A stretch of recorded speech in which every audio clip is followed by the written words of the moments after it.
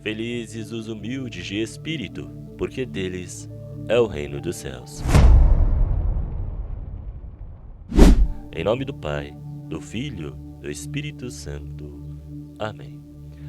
Amados irmãos e irmãs em Cristo, que a paz de nosso Senhor Jesus e a fé de nossa Mãe estejam conosco. Juntos, hoje, vamos mergulhar nas águas de dois textos sagrados contidos na liturgia da Santa Igreja, o livro de Juízes, no capítulo 2, versículos de 11 a 19, e o Evangelho de Mateus, no capítulo 19, versículos de 16 ao 22.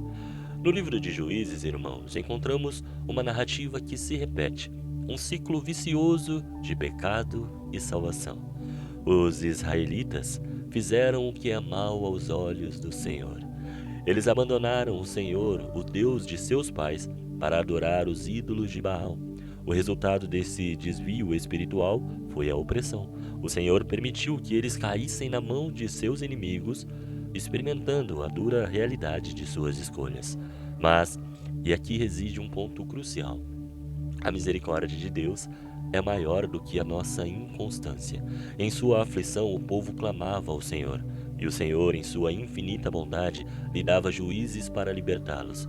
Enquanto o juiz vivia, havia paz e o povo voltava ao Senhor. No entanto, o texto nos diz que após a morte do juiz, eles se corrompiam ainda mais, retomando os mesmos pecados de seus pais. Este ciclo de pecado e opressão, irmãos, também é citado no Evangelho.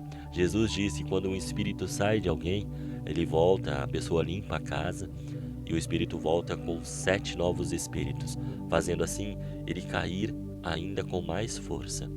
Então, este ciclo de pecado e opressão, arrependimento e salvação não é apenas uma história antiga. É o reflexo da nossa própria experiência humana. Quantas vezes, após momentos de grande graça na nossa vida, de proximidade com o Senhor, nos deixamos levar pelas tentações do mundo. Eu tenho um irmão que quando ele tenta parar de fumar, dá ali, um tempinho que ele ficou sem, ele volta com mais âmbito, com mais vontade de fumar e fuma muito mais.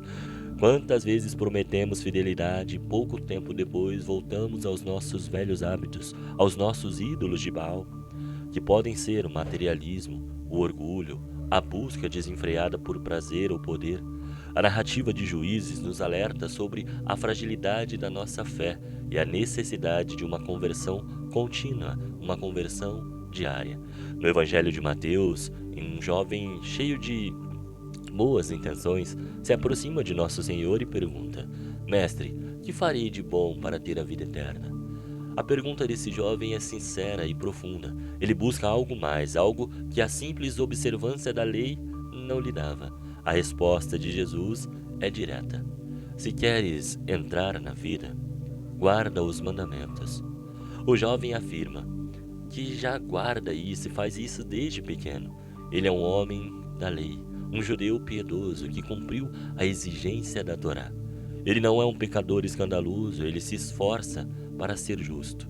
Ele representa a pessoa que, como os israelitas em Juízes, na primeira leitura, busca cumprir o mínimo do que é exigido para garantir a salvação. No entanto, irmãos, o Evangelho nos mostra que a fé não se resume a uma lista de regras a serem seguidas. A salvação não é uma transação ou um acordo onde damos algo para receber a vida eterna. A fé é um relacionamento, uma entrega total com o nosso Senhor. Quando Jesus olha para esse jovem, ele o ama. E com esse amor, ele lança o desafio que revela o que realmente importa para cada um de nós e para aquele jovem. Se queres ser perfeito, vai, vende tudo o que tens, dá aos pobres e terás um tesouro no céu. E vem e segue-me. Aqui está o ponto de inflexão. O jovem que cumpriu todos os mandamentos, ou pelo menos cumpria todos os mandamentos, não conseguiu dar o passo além. A riqueza, o seu apego aos bens materiais tornou-se o seu ídolo, tornou-se o seu Baal. Ele não estava disposto a abrir a mão de sua segurança terrena para seguir Cristo. Ele tinha uma vida justa, mas não uma vida de total abandono e confiança em Deus. Sua tristeza ao se afastar de Jesus mostra a dor de não conseguir desprender do que impedia de dar o passo definitivo em direção à perfeição, em direção à santidade e à totalidade da vida cristã. A teologia católica ilumina por esses anos e séculos que o povo de Israel, em Juízes, cumpria a lei, clamava ao Senhor, mas sua conversão não era profunda. Ela era superficial, apenas um alívio momentâneo na opressão. Alívio momentâneo da opressão, perdão, gente. O jovem rico, por sua vez, cumpria todos os preceitos, mas faltava-lhe o essencial, a capacidade de se desprender, de se jogar completamente e seguir a Jesus. A chave, portanto, não está no fazer para merecermos a vida eterna. A chave está no ser. O fazer é consequência do ser. A vida eterna não é um prêmio para os justos, mas a própria vida de Deus infundida em nós pela graça de Cristo. A justificação, no pensamento católico, é um processo de cura e renovação interior, onde Deus nos torna justos e nos capacita a amar. Aos israelitas, Deus deu juízes para libertá-los. A nós, Deus nos deu o seu único Filho. Ele nos forneceu Jesus. Cristo é o nosso juiz, nosso Salvador e nosso sumo e eterno sacerdote. Ele não é apenas alguém que nos tira da opressão. Ele é aquele que nos liberta do pecado para sempre e nos dá a graça de perseverar. O nosso desafio, portanto, queridos irmãos, não é meramente obedecer os mandamentos ou buscar uma vida moralmente aceitável, ou simplesmente ir à missa todo domingo, mas sim abandonar os nossos ídolos, os apegos, os medos, o orgulho e seguir a Jesus com todo o nosso coração, com toda a nossa alma, com toda a nossa força. É um chamado à perfeição, que não é um estado de impecabilidade, mas uma busca contínua por uma união mais profunda com Deus.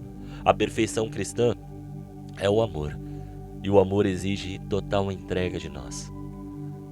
Que a nossa resposta a este amor, ao chamado de Cristo, não seja a tristeza do jovem rico, que se afastou, mas sim a alegria de quem encontra o seguimento de Jesus. Encontra neste seguimento de Jesus a plenitude da vida. Que a Eucaristia fortaleça nossa alma, irmãos, para nos libertar de tudo aquilo que nos impede de seguir o Mestre, de nos desapegar de nossas riquezas, de nossos deuses de Baal e de viver uma vida verdadeira nova. Uma vida completamente restaurada. Um nascimento novo, fundamental, no amor e na total confiança em Jesus Cristo. Que nosso Senhor abençoe a sua vida, a minha vida, para que possamos, no início desta semana, nos transformar cada dia mais em seus verdadeiros discípulos. Senhor, estivemos aqui reunidos por amor a Jesus Cristo, em nome do Pai, do Filho, do Espírito Santo. Amém.